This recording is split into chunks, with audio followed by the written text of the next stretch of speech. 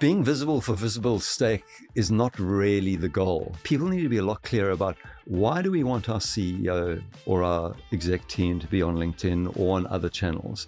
What's the outcome we want? And if the outcome is not coherent and authentically aligned with the purpose, then you've got a problem. Welcome to Your Digital Reputation. Here's your host, Roger Christie. Hello, I'm Roger Christie, founder of reputation advisory firm Propel and host of the Your Digital Reputation podcast, where we explore how trust is built, tested, and scaled in a digital world. This season, we're focused on a simple yet critical shift. That reputation is no longer something you manage through messaging, it's something you earn through behaviour. And there is no better guest to kick us off than Craig Badings, the voice you just heard off the top. Craig is a partner and reputation practice co-lead at SenateSHJ and one of Australia's most experienced advisors to leaders navigating high-stakes reputation moments. And through his work on the Future of Reputation 2030 report and the Crisis Index 300, Craig has had a front row seat to what actually builds trust and what brings it down. Because what the data shows is this: reputation isn't shaped by what leaders say, it's shaped by what they do. And when there's a gap between the two, the consequences are real, measurable, and often immediate. And in this conversation, we unpack why trust has become a commercial asset, why performative leadership is creating more risk than ever, and what leaders need to do differently if they want to be believed. Craig also shares several real-world examples from decades advising leaders through crises, from the early warning signs organisations often miss, to the moments where misaligned decisions quietly build into very public failures, and the advice that ensures leaders take this online space seriously. I know you'll get plenty from his near 4 decades in this space. So let's bring in Craig now. So Craig, can you just tell us a little bit about you and your background and what excites you or what you're interested in this space? Roger, I've spent the better part of 38 years, almost 4 decades in the communications or public relations industry. And I fell into crisis management really early on in my career. I was a young guy starting out, and my first client was Durex condoms. There you go. Now, they didn't have a recall of Durex condoms, but they had another product, and I could never work this out, right? You had Durex condoms, and they had Woodward's gripe water, which is for babies. So they had a recall of this gripe water, and I was thrown into this as a sort of 20-year-old plus, and I just had a love for it. I really loved it was cutting edge. It was decisions really mattered, and I learned a lot from the person I worked with. I'm managing director at the time. But I then became the go-to crisis guy because I was energized and engaged by crises. And now, almost 40 years later, I've dealt with many. But I learned over time that there's this bigger piece that comes before the crisis, which is reputation. And so I'm really lucky that last year, I managed to go on a sabbatical combined with long service leave. My wife and I traveled to 8 countries around the world, but I interviewed reputation experts, academics, authors, practitioners, who all sort of reputation experts in their own right, about their view of where reputation was going and what we as PR, comms, and corporate affairs people should take heed of when it comes to reputation management. And I'll just give you a little inkling. And I'm passionate about reputation. I really am. But, the key takeaway for me was you don't manage reputation. It's actually an outcome. What you do is you manage the integrity of your decisions, your leadership decisions, between your purpose, your values, your strategy, your decisions, and then what you say and do in the market and how your stakeholders perceive that. And if there's a misalignment, you've got a problem with trust and reputation. So that's where I'm going, and that's what I love most about my job. It's a really interesting start that I didn't know. So I'm pleased we've learned that today. But I think the sabbatical you talked about, the Future of Reputation 2030 report, which if people listening haven't seen it, I would wholeheartedly encourage them to, and we'll include that as a resource that we link to in this show. Given what you've absorbed, not just over the past 4 decades, as you were saying, in terms of what this really means, what you've learned in the past 12 months in particular, and that intense engagement with academics, experts, and so on, How would you summarize what this whole conversation, what this whole idea is really about? Let me break that into two parts. I'll very quickly give you a top line, sort of the 4 key takeaways from the Future of Reputation 2030 report. And, I met some amazing people. I don't want to mention all of them because there are 44 of them, but the key takeaway is that reputation is now a standing governance issue. And if you're not managing it as a governance framework within your leadership team or your board, you will have reputation issues. First point. The second point is actually reputation is leadership behavior. Leadership decisions. That's where reputation starts and ends. Doesn't matter how good a corporate affairs or PR person you are. If you're papering over cracks of decisions that were made that weren't aligned with the values or the purpose of the organization and aren't in alignment with what your stakeholders want or see or need from you, you're going to have a problem. The third thing is that trust is earned through evidence. It's not intent. It's not what you say. It's whether what you say and do in the market matches what your purpose and your values are. And the last thing is that corporate affairs actually has now and should move into a decision-making function. And what I mean by that is we have amazing intelligence at our fingertips, data, stakeholder engagement insights, even staff pulse surveys. We should be making sense of that, not just providing data to boards and exec teams. We should be making sense of that to inform decisions, so that decisions are made with those frameworks in mind, with outputs in mind in terms of how it's going to impact stakeholders. So that's essentially the key takeaway.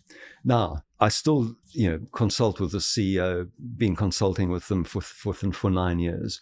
When we first met, the first question that was asked was, my corporate affairs and my media team want me to be on LinkedIn. They want me to be more active on LinkedIn. They want me to be sharing stuff, not only stuff that we put out, but stuff about myself and what I'm doing and engaging, going to conferences. And she said to me, why should I do it? And I thought, well, the key reason you should do it is really if you are in an issue or a crisis and you've followed the right people and you've got the right people following you, your key stakeholders, you can immediately reach out to them, engage with them, and share with them what's really happening. Her response to me was, I've never heard that before, and let me think about that. And in fact, you're absolutely right. I'd never thought of it that way. And this is the thing, is that it's an incredible way to reach your audience and engage with your audience. It's an authentic way of engaging with them if you use it properly.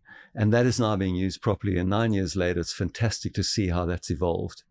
I'm getting a sense there that there is a belief maybe, or maybe there's a convention within the marketplace that people feel you need to be visible. And this idea of digital channels presenting the opportunity for leaders to be visible so that, do this, be more authentic, share more of yourself, whatever it is, so that people come to know and like you. It strikes me, though, that there is an inherent reputational risk in the difference between being visible and being believable. And this is a really important distinction. What's your take on that? And certainly what comes through the report and the work that you've done around this idea of visibility versus believability? Yeah, it's a good question. And there's a quote from one of the participants in the Future of Reputation 2030 report that says, you behave your way into reputation.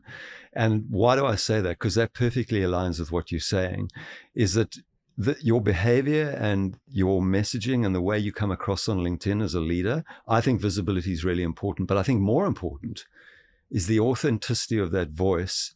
And by that, I mean aligned with what you say and do. So saying one thing, but doing another is a real risk. It's a risk to that leader's reputation. It's a risk to the messaging you're putting out in the market if you're not aligned. And this comes back to another finding of the report, which was people want coherency of message. They don't want to read one thing from a leader over here and see the organization doing another thing over there, because that lack of alignment erodes trust, and eventually it erodes your reputation. Now we know, like literally a week ago, Echo Research, so Sandra McLeod in the UK, one of the people I interviewed actually, they've been studying the FTSE, so the London Stock Exchange and the New York Stock Exchange for over a decade in terms of the value of reputation. and this is from investors, and it's a very robust methodology, their assessment of the value of reputation is anywhere from 28 to 32% of the market cap of that company. Now, if you're a leader and you're not taking into account your reputation personally and your brand's reputation online, if that's the value, then you've got it wrong. You're not thinking through how you can build your reputation online. I think it's a key channel, and I don't think people think clearly enough about it. It's often performative, and I know you use that word a lot, and you've got a better understanding of performative probably than most. But that's where you fall into the trap. You've got to behave your way into a reputation. And I think that behaviors and performative sit on opposite sides of that divide, don't they? Where I think there is an understanding of the visibility benefits and the access and the reach in that example that you give the CEO directly to audiences. People know that. That's commonplace.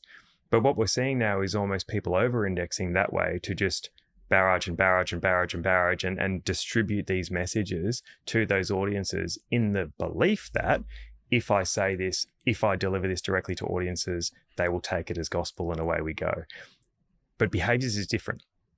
Behaviors goes back to that say-do gap that you talked about.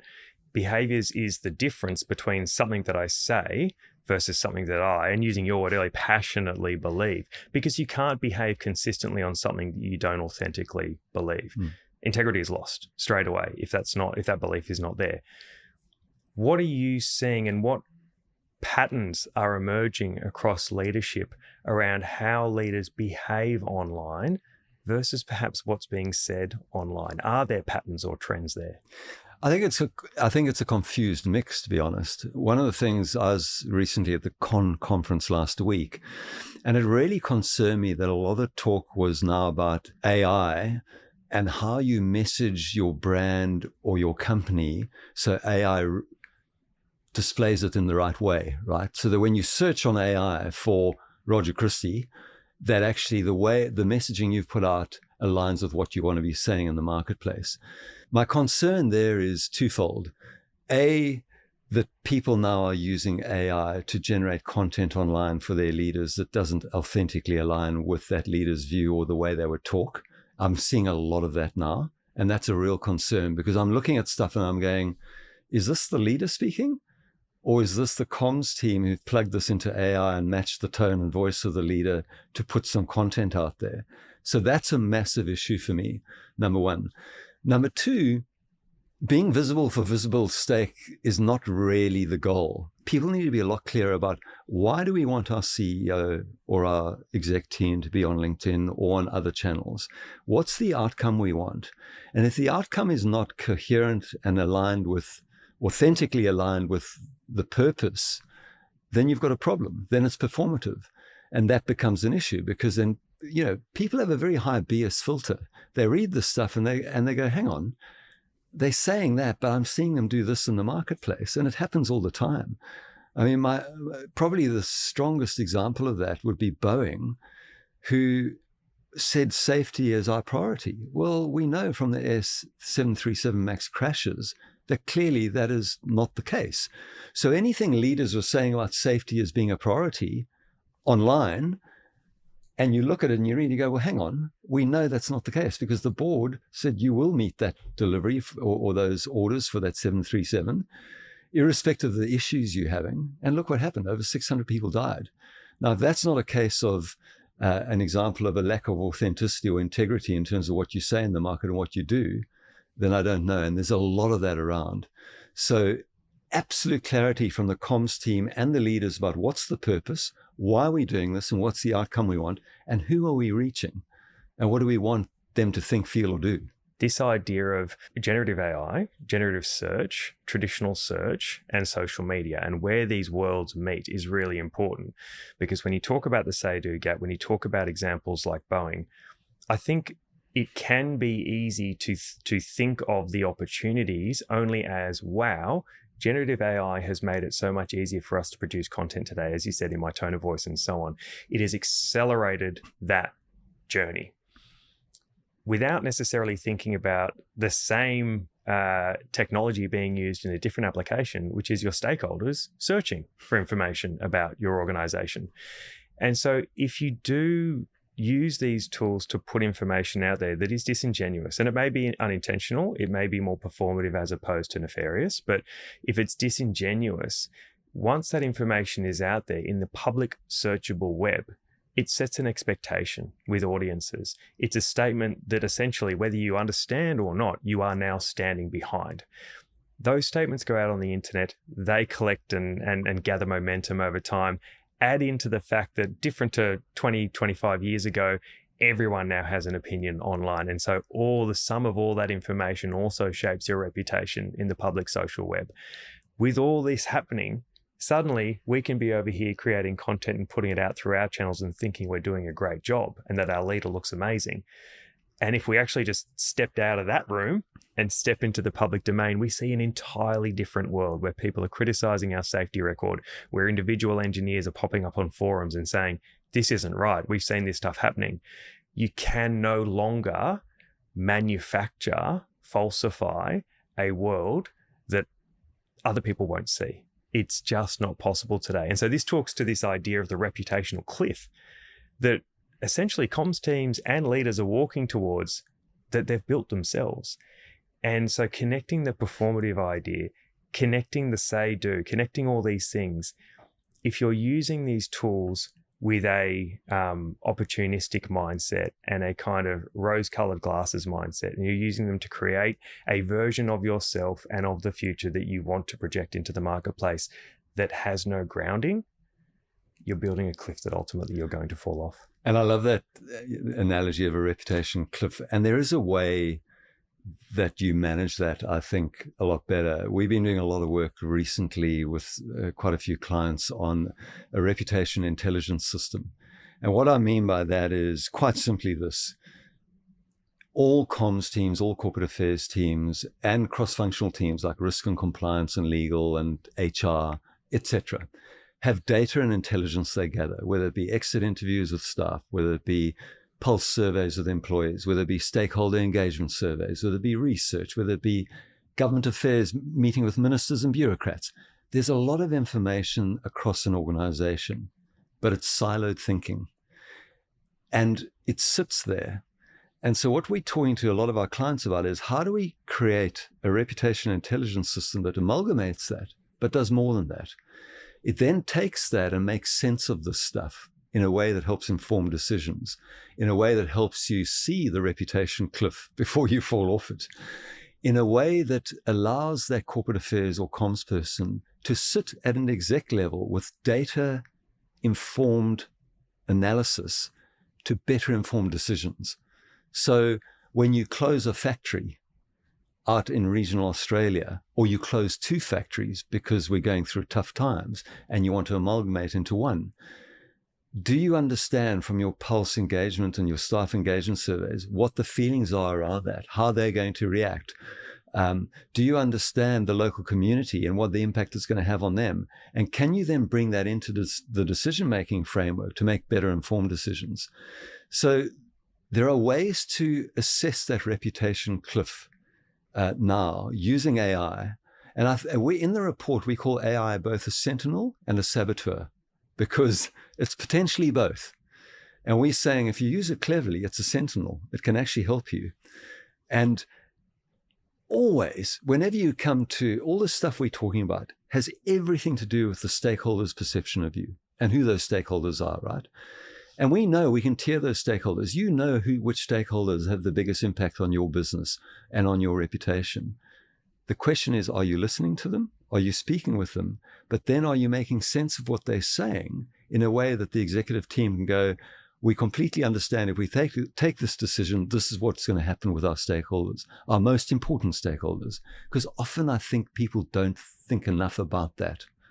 And so today, using AI, using agents, and using a dashboard, we can pull that all into one place. And the great thing is with data, as you well know, and most of your listeners will know, is the more data you get, the more predictive you can become. So you can start seeing signals happen early. So if you see social media uptick on an issue, that may well be a signal to you that you've got a problem coming and you need to act now. And you can put in place frameworks to deal with that issue before it happens. And that's the power today, I think, of AI, reputation intelligence, and how you start using it to inform your decisions. This show is all about how trust is built, tested, and scaled in digital environments. That is really what this is all about. What I'm hearing from you there is interesting, though, because you've set up this dynamic where you were starting, and then the performative conversation and leaders being encouraged to say things and to share things. And then what you're talking about there in terms of reputation intelligence, it sounds like the role of and the partnership between communications and corporate affairs practitioners and executives is much more about stakeholder knowledge, stakeholder engagement, stakeholder understanding than communication. And do you feel that we are in a position now where, with the rise of generative AI tools, with the access that anyone has to digital channels today to get their own thoughts out there, have we over-indexed too much to broadcast? And that function around stakeholder understanding and engagement has almost been forgotten because we're too busy creating messages to push out there. I think it's a generalization. I think some people do, some people don't. Some people, I've chatted to many clients and potential clients who are really smart about this stuff. They're really tapped into their stakeholder groups. They do, deep analysis, deep research with those groups. They then inform decisions, then inform campaigns. So people are doing this, right? And if you think about business, it always has been about the stakeholder. But we have channels now, and we can get a lot smarter about reaping that intelligence in a way that can better inform decisions, that I think then better informs how authentic the message is from the leader via the channels that they have at their disposal. And that's the key, is the more and the better you understand your stakeholder, I think the more aligned you can be with them, which makes you more authentic in I talked about coherence earlier, and that was a big message through the research I did around the world. To a person, people said, the problem today is not that people are out there talking. It's about, is their message coherent? And by that they mean, is it coherent in line with past, present, and future thinking, and also what they're saying and doing in the market? Because if it's not coherent, people dismiss you. The trust erodes. Your reputation is shot. And so this virtuous circle of stakeholder intelligence, stakeholder engagement, feedback to the executive, informed decisions, and then better alignment of authenticity and integrity in terms of what they're saying and doing in the market, I think has always been around. I just think a lot of people lost sight of it. Yeah, and that would be the point that I'm getting to, which I feel like we've been distracted by the ability with which we can now create content, that we perhaps forgot to listen and provide those insights that inform the content. I agree with you. I do think, though, any advisor listening to this conversation today, if not already obvious, hopefully has heard that and gone, what an opportunity. Because what you've said, that cycle has a tangible commercial impact. We're not going to necessarily get into the weeds of the Crisis 300 index today, but the ramifications of getting that wrong are very, very clear. I'm interested to know, you talk about coherence as an example.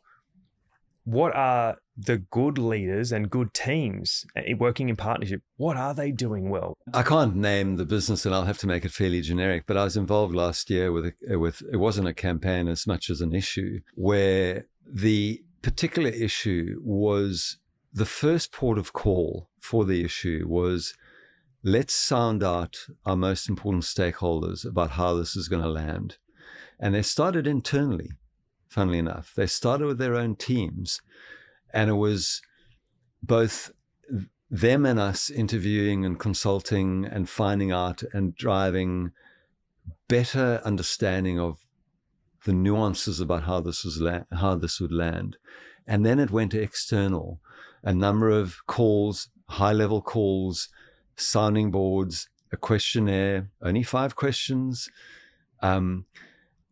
But what it gave us was an inkling and an insight into A, how this would land with different stakeholders, B, some of the issues that we hadn't even taken into consideration. Because you may think you know your stakeholders, but then a nugget pops up, which happened, we went, oh, we never knew that. We never thought they would think that way. Maybe we need to change our messaging accordingly to take that into account. Maybe we need to rethink the decision to align better with that issue that was raised by one of the stakeholders.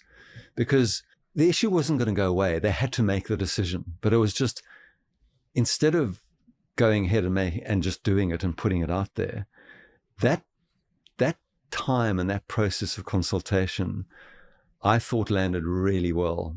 It didn't stop the decision, but it certainly altered some of the nuancing around the decision, and some of the outcomes were softened as a result. And you think of some of the campaigns, I'm just talking about brand campaigns, advertising and PR and marketing campaigns combined, that have gone horribly wrong. Why? Because they didn't consult the market. And there are many on the scrap heap lying around where the stakeholders weren't first considered or consulted, and it was just thought to be a brilliant idea, and they fizzled badly. And yet, if we go back to the very start of this conversation and then bring in that example now, I've got this strong visual, as you were talking, of two very different leaders here. One who is almost standing up on a platform by themselves, feeling very vulnerable and exposed because they don't know the room that they're in and they don't know the attitudes of those stakeholders, and they're about to speak into the microphone and deliver that message. And that feels for me very intimidating and confronting. And then the latter example that you just give there is that same leader standing about to speak into the microphone, surrounded by familiar faces. Now, those people aren't necessarily going to agree with everything you say. And we all know that hard decisions have to be made in business. That's not going to change. What changes is your effort and your intent to understand the needs of your stakeholders, to then inform how that message or decision is made and delivered. And that's the thing that makes the enormous difference when we talk about reputation being maintained or reputation and trust being eroded. That image is hopefully a very stark reminder for people. Don't be visible for the sake of visibility. Don't be visible and exposed. Be informed. Be visible and credible because you took the time to understand your key stakeholders, their needs and attitudes. And even if they don't always agree with you, they can respect the decision because they took the time to be consulted. In a world of almost intoxicating ability to distribute messages, make sure you listen first. So you've raised two words there, and I know it may sound very basic, but often these things are. You raised common sense and a word called listening, and I was going to tell you another story about listening. Often these things, listening and common sense, are lost when trade-offs are being made, when tough decisions are being made, when an issue raises its head, or worse still, a crisis. And I've been involved in many. And it's neurological. It's been shown that under stress, anxiety, or pressure, our thinking moves from our prefrontal cortex, our rational thinking, to our amygdala, a tiny almond part shaped of the brain at the top of your head, which is fight, flight, or freeze. The example I want to give you is we're in a crisis with an education client. This is many years ago. The room was filled with 10 or 12 people. There was a mission critical decision, and it was time critical. And the CEO went around the room and asked every single executive in that room what they thought about the decision and what the risks were. And I was sitting there going, we need to get moving on this. And I should know better. Right, I've been involved in many crises, because what he did was a measure of somebody who was in that prefrontal cortex, rational thinking, even under intense pressure. And the result was this: he listened, but he also empowered his team because he listened. And everyone had a voice. And 12 voices is much better than one decision maker or two, or me, the advisor, giving my advice and the legal giving their advice. 12 other decisions, and filtering everything through that and listening to all of that before you make your decision. The result was a far better decision, something that weighed up all the risks. And he just listened. Common sense, yes, but sometimes common sense goes out the window when these things happen. And sometimes even in good times, when you're thinking of a great campaign and you want to blow the market away with your clever campaign, sometimes common sense also goes out the window because you didn't listen to your stakeholders or you didn't bother to engage with them.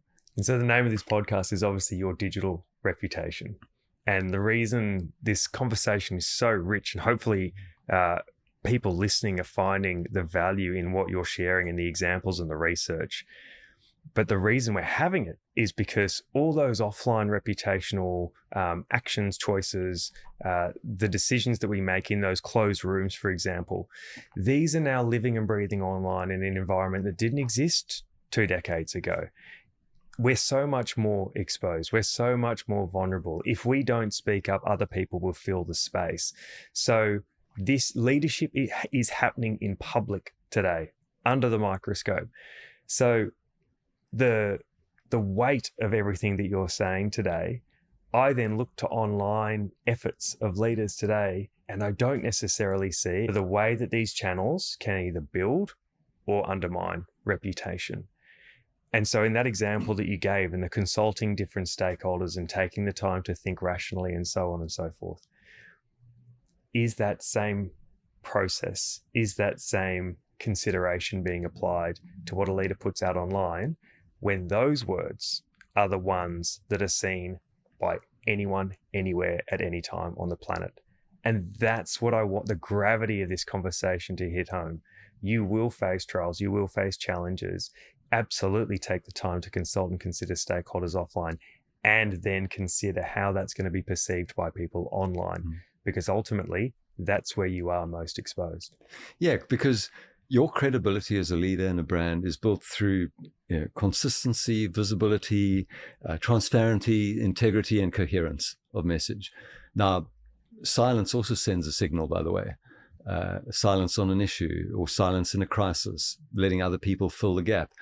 My view of leaders not wanting to own or step up to social channels or LinkedIn or whatever it may be where they can have their voice is there's a nervousness, there's a reticence, there's a big cancel culture online, and there's a vulnerability to being online that I think a lot of CEOs and execs run from, either because they've seen it happen where people get pulled down and savaged online, or because they don't think they don't have the time because it's not important enough.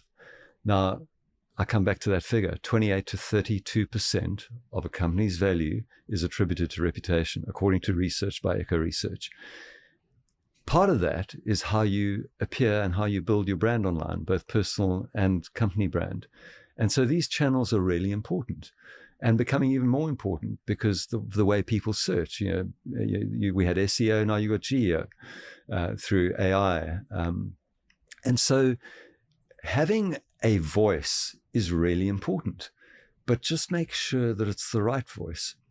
Make sure you've done your homework. Make sure you've listened to your stakeholders. Make sure your say-do is in alignment. Make sure it's not performative. If you're the CEO or the exec who's got a voice, make sure that if it's the comms team helping you drive some of that you're across it and you've read it and you know it and you agree with it. It's amazing how much stuff is put out in the name of that wasn't written by that person. So that authenticity becomes really important. It's your integrity, it's your reputation on the line. And when you say have a voice, it is important. And the thing that I'd add to that is make sure you know and you're giving yourself the very best chance to be heard by the right people. And so if I go back to that visual of the two leaders standing up at the microphone about to speak, if that room is full of familiar faces and people that you know and people who you know need to hear that message, it makes it an awful lot easier to deliver that. If the room is full of random faces, people you've never met before, you are absolutely setting yourself up for failure, as you're saying. Yeah. So as much as that voice is important, and I agree with you, it is, make sure you're investing time in the relationships that are going to stand up and support you when those headwinds come, because they absolutely will. Because trust is a strategic asset. Reputation is a strategic asset. You need to manage it as such. Okay. We know that good reputations drive better outcomes for supplier relationships, drives better outcomes for capital allocation, drives better outcomes for investors. We know you just need to look at at any stock exchange, whether it be a superannuation fund or a provident fund or an asset manager. These things are important to them. They're looking at these things. They are making judgment calls about investment based on your reputation across areas of the business that matter. And companies are being called to account. We've got the 2 strikes rule in Australia, where companies of asset managers, superannuation funds are voting down remuneration based on stuff that the company is doing or not doing, because they don't agree with it, whether it be across ESG or whether it be across fossil fuels or whatever it may be. These judgment calls are being made on the reputation of that business and how they're perceived by their stakeholders. Now, if that's not a clear measure of why you should be building a reputation, then I don't know. We also know, you mentioned the Crisis Index 300 earlier. We know now, and that's an index we've been building over 4 years. It's the only qualitative index of listed companies, 27 stock exchanges across the world, 312 companies, of the impact of a crisis on the share price, the time to recovery, their earnings per share, what happened when the CEO left or not. And the impact is massive, massive. So that's the result if you get it wrong, right? And not only that, that's the impact on, I'm talking about financials, let alone the impact on personal brand and CEOs and execs getting fired or having to leave the business and go on gardening leave. And that happens a lot, right? So if we want to avoid all those really unpleasant scenarios and also bringing it down from the kind of big themes and ideas that are, and can be, rightly, can be quite intimidating and confronting, what are the practical takeaways for people? First thing is, do you have the right skills these days in-house to be able to understand the drivers of your reputation and trust? And aligned to that, not only understand them, but have in place the right tools, technology, and ability to listen and gather the right data and intelligence. Aligned to that, do you have the right skills in your corporate affairs, comms team, PR team, to interpret the signals you're getting from all your stakeholders in the way that can inform decisions for the executive? So are you providing data that makes sense of all this stuff? I saw a report the other day, by the way, on reputation. It was 150 pages long. Okay. The point is, no board member, no exec's going to read that full report. So what are the skills you have, and have you got them, and have you trained them to interpret that data, then align that across the silos of compliance, risk, HR, social media, and make sense of all of that to then inform decisions that impact your reputation down the track, but also then inform the way you message, the way you talk in the marketplace, the way your CEO represents in the marketplace or speaks at the conference. So that's the first thing. The second thing is, do you have the support and structure in place to be able to drive that? Okay, it's no use. I was chatting to somebody the other day. They used to have 10 people in their team. They've now got 2 because of AI. So do you have the support and structure to be able to put that in place? Do you have the systems to be able to assess all of that and drive that outcome that you want? Because otherwise you're just going to be out on a limb. And my concern is, for years, ever since I entered this industry, it's, and I get frustrated because people talk about, we need a seat at the exec table. We need, comms needs a seat. Well, now is the chance, because now you have the data, you have AI to be able to make sense of that data, and you are able to now interrogate across all those silos what data is important for which decisions. And if now you're not making use of that, and you're turning that reputation or trust intelligence into a tool to inform decisions, you're missing the boat. So that's where it's going. That's where you should be looking as a comms leader.